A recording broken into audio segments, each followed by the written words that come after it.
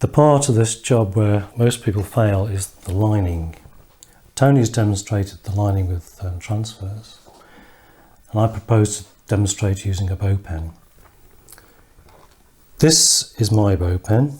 It's a HAF, that's HAFF, which is a German model. It's still available.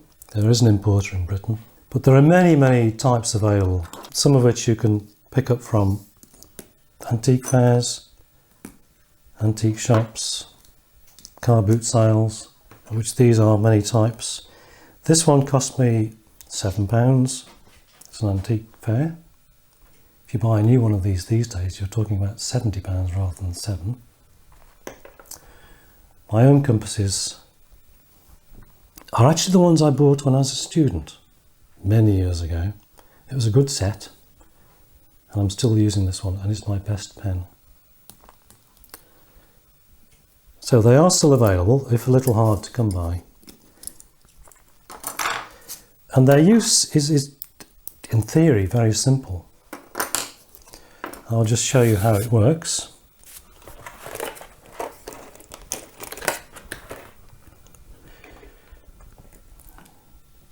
Just open the paint up.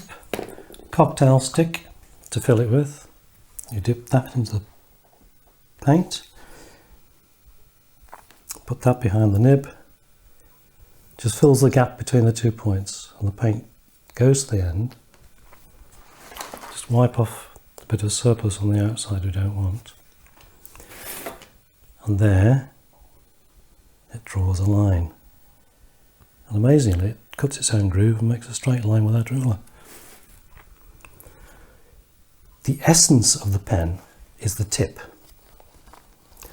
The number of articles I've read where people say, I had to thin the paint to draw a line. It means the pen is wrong, not the paint. You don't need to thin the paint. It is this tip. A lot of cheaper pens that have been on the market until fairly recently, they weren't actually finished. They were just cut off at the end. You need to hone them to get them to work. So if yours doesn't work, just get some wet and dry. 1200 grade is best.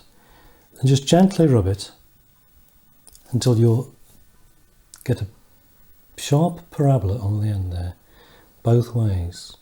Quite sharp, but not sharp enough to cut paper when you rest it on. And you need to look at it through a very powerful magnifying glass to see what's happening at that tip. If there's any flat sections, they need to be smoothed out.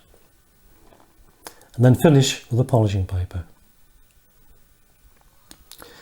But you can get pens with a range of prices from say £20 up to £90, which do work out of the box, and there's so much you can do with that.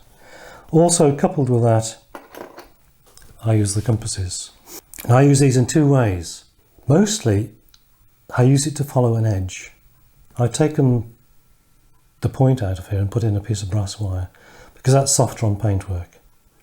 And I set the distance there to the distance from the edge of the lining and follow the edge. I'll be demonstrating that shortly. Now, in the prototype, there were two styles of lining: edge lining and inset lining.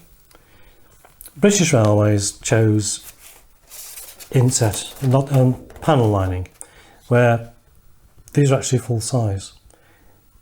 The orange and black and green formed a full panel, the same as the red, cream and grey for mixed traffic lining. The LMS, however, used edge lining, where there's a broad edge around every edge of the locomotive and tender. There's a broad line of black or a dark colour around the edge. Then inset from that, in this case this is the Princess Coronation style, which had a gold broad band flanked by two vermilion lines. The Bullied Southern was the same, the Maunsell Southern the same. The LNER, to be perverse, used edge lining on the engine, but on the tender they used an inset panel as well. A broad black and two thin whites.